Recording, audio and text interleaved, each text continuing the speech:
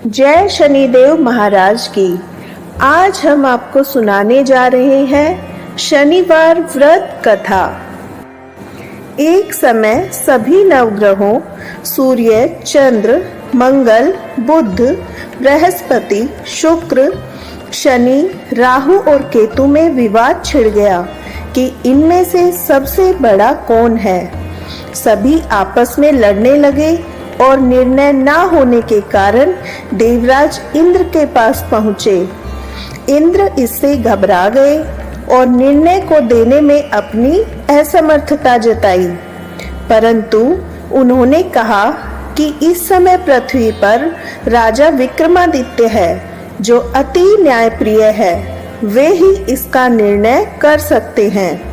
सभी ग्रह एक साथ राजा विक्रमादित्य के पास पहुंचे और अपना विवाद बताया। साथ ही निर्णय के लिए कहा। राजा इस समस्या से अति चिंतित हो उठे, क्योंकि वे जानते थे कि जिस किसी को भी छोटा बताया वही कुपित हो उठेगा। तब राजा को एक उपाय सूझा। उन्होंने स्वर्ण, रजत, कांस्य, पीतल, सीसा, रांगा, जस्ता, अभ्रक और लोहों से 9 सिंहासन बनवाए और उन्हें इसी क्रम में रख दिए। फिर उन सबसे निवेदन किया कि आप सभी अपने अपने सिंहासन पर स्थान ग्रहण करें। जो अंतिम सिंहासन पर बैठेगा वही सबसे छोटा होगा। इस अनुसार लोहों का सिंहासन सबसे बाद में होने के कारण शनिदेव सबसे बाद में बैठे, तो वही सबसे छोटे कहलाए। उन्होंने सोचा कि राजा ने यह सब जानबूझकर किया है। उन्होंने कुपित होकर राजा से कहा, राजा, तू मुझे नहीं जानता। सूर्य एक राशि में 1 महीना, चंद्रमा 2.25 महीना 2 दिन, मंगल 1.5 महीना, बृहस्पति 13 महीने व बुध व शुक्र 1-1 महीने विचरण करते हैं। परंतु मैं 2.5 से 7.5 साल तक रहता हूँ। बड़े बड़ों का मैंने विनाश किया है। श्री राम की 7.5 आने पर उन्हें वनवास हो गया। रावण की आने पर उसकी लंका को बंदरों की सेना ने परास्त किया। अब तुम सावधान रहना। ऐसा कहकर कुपित होते हुए शनिदेव वहां से चले गए। अन्य देवता खुशी खुशी चले गए। कुछ समय बाद राजा की 7.5 आई। तब शनिदेव घोड़ों के सौदागर बनकर वहां आए। उनके साथ कई बढ़िया घोड़े थे। राजा ने यह समाचार सुन अपने अश्वपाल को अच्छे घोड़े खरीदने की आज्ञा दी। उसने कई अच्छे घोड़े खरीदे व सर्वोत्तम घोड़े को राजा की सवारी हेतु दिया। राजा जो ही उस पर बैठा, वह घोड़ा सरपट वन की ओर भागा। भीषण वन में वह अंतर्धान हो गया और राजा भूखा प्यासा वहीं भटकता रहा। तब एक ग्वाले ने उसे पानी पिलाया। राजा ने प्रसन्न होकर अपनी अंगूठी दी। वह अंगूठी देकर राजा नगर को चल दिए और वहां अपना नाम उज्जैन निवासी वीका बताया। वहां एक सेठ की दुकान में उन्होंने जल इत्यादि पिया और कुछ विश्राम भी किया। भाग्यवश उस दिन सेठ की बड़ी बिक्री हुई।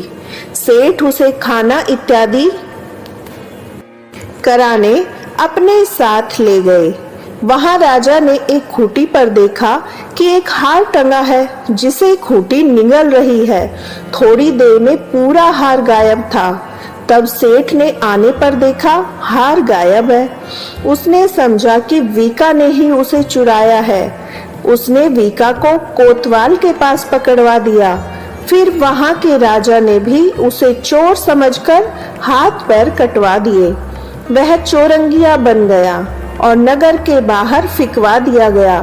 वहां से एक तेली जा रहा था जिसे दया आई और उसने वीका को अपनी गाड़ी में बिठा लिया। वीका अपनी आवाज देकर बैलों को हाँकता रहा। उस काल राजा की शनि दशा समाप्त हो गई। वर्षा काल आने पर वह मल्हार गाने लगा।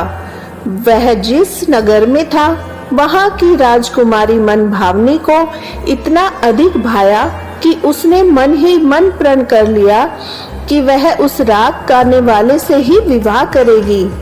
उसने दासी को ढूंढने भेजा। दासी ने बताया वह एक चौरंगिया है, परंतु राजकुमारी नहीं मानी। अगले दिन से उठते ही वह अनशन पर बैठ गई कि विवाह करेगी तो उसी से।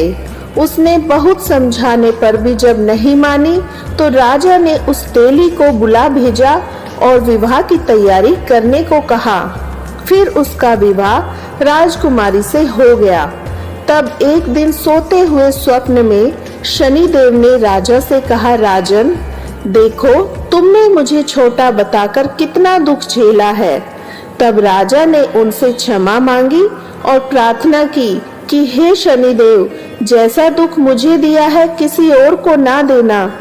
शनिदेव मान गए और कहा, जो मेरी कथा और व्रत कहेगा उसे मेरी दशा में कोई दुख नहीं होगा। जो नित्य मेरा ध्यान करेगा, चींटियों को आटा डालेगा, उसके सारे मनोरथ पूर्ण होंगे। साथ ही राजा को हाथ पैर भी वापस दे दिए।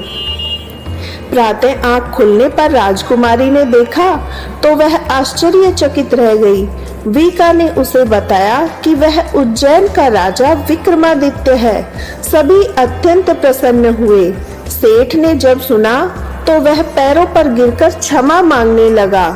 राजा ने कहा कि वह तो शनिदेव का कोप था, इसमें किसी का कोई दोष नहीं।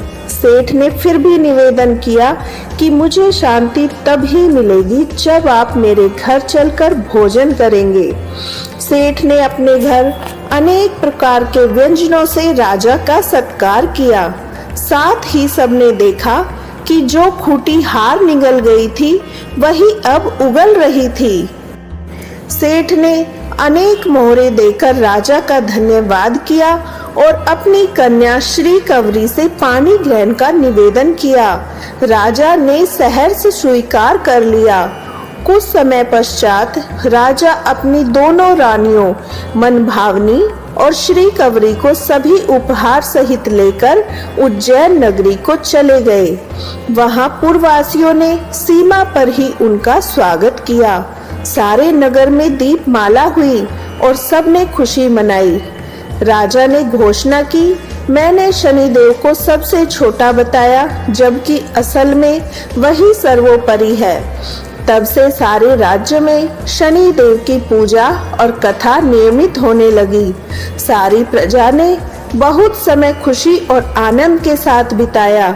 जो कोई शनि देव की इस कथा को सुनता या पढ़ता है उसके सारे कष्ट दूर हो जाते हैं। व्रत के दिन इस कथा को अवश्य पढ़ना चाहिए। शनिदेव महाराज आरती। जय जय श्री शनिदेव भक्तन हितकारी, सूरज के पुत्र प्रभु छाया महतारी। जय देव जय देव। जय जय श्री शनिदेव भक्तन हितकारी, सूरज के पुत्र प्रभु छाया महतारी। जय देव जय देव। श्याम अंग वक्र दृष्ट चतुर्भुजाधारी, नीलांबर धारनाथ गज की असवारी। श्याम अंग वक्र दृष्ट चतुर्भुजाधारी, नीलांबर धारनाथ गज की असवारी। जय देव जय देव। जय जय श्री शनिदेव भक्तन हितकारी, सूरज के पुत्र प्रभु छाया महतारी। जय देव जय देव। कीट मुकुट शीश रजित दीपत लीलारी, मुक्तन की माला गले शोभित बलिहारी। कीट मुकुट शीश रजत दीपत लीलारी, मुक्तन की माला गले शोभित बलिहारी। जय देव जय देव। जय जय श्री शनिदेव भक्तन हितकारी, सूरज के पुत्र प्रभु छाया महतारी। जय देव जय देव। मोदक मिष्ठान पान चढ़त है सुपारी, लोहा तिल तेल उड़त महिषी अति प्यारी।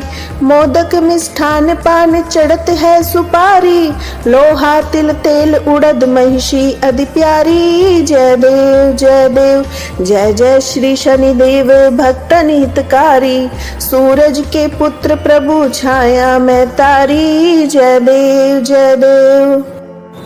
देव दनुज ऋषि मुनि सुमिरत नर नारी, विश्वनाथ धरत ध्यान शरण है तुम्हारी। देव दनुज ऋषि मुनि सुमिरत नर नारी, विश्वनाथ धरत ध्यान शरण है तुम्हारी। जय देव जय देव, जय जय श्री शनिदेव भक्तन हितकारी, सूरज के पुत्र प्रभु छाया में तारी। जय देव जय देव, जय जय श्री शनिदेव भक्तन हितकारी, सूरज के पुत्र प्रभु छाया में तारी। जय देव जय देव। बोलिए शनिदेव महाराज की जय।